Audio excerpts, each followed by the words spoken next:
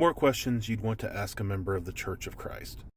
Something about the Church of Christ and the Restoration movement in general from the beginning was this idea that we have no creed but Christ. So the question comes up, well, is no creed but Christ, is that a creed? Is that a statement we don't find in Scripture that becomes a rule of faith? And this is something I did give a lot of thought and attention to. I've asked a couple of friends, like, how would you answer that? So let's talk about it. If someone says Jesus is the reason for the season, now whether you agree with that or disagree with that when it comes to December holiday season, I don't think you would call that a creed. That's something that a lot of people believe and a lot of people say. It's a slogan, it's a bumper sticker.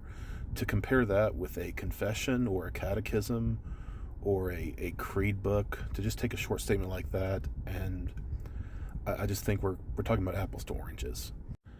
And just to clarify, this video is targeted specifically at Protestants who object to the idea of restoration, because it might be more obvious for someone to think that no creed but Christ is an extra-biblical creed, just like sola scriptura isn't something you find in Scripture.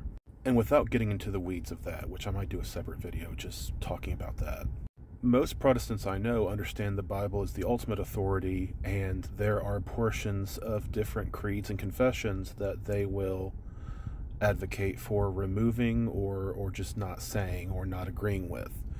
In debates, I've met people and they've said, well, I don't agree with that part of the confession. Or when I read Wayne Grudem's Systematic Theology, he made a case for a certain phrase in the Apostles' Creed. He thinks, I don't think this belongs here for a number of reasons.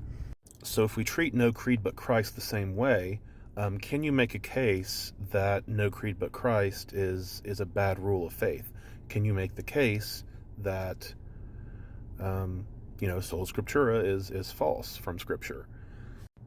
And you or I would have no problem rejecting it if it's not scriptural, but what makes it unscriptural? If any man speaks, let him speak as the oracles of God. That's a divine principle. And if we're approaching it from a more open-minded perspective, where all truth belongs to God, if this is not in the Bible, it's true. We should not accept anything as something we believe unless we can demonstrate it from Scripture. We can all agree with that, mostly, but no creed but Christ just is a short expression that summarizes that.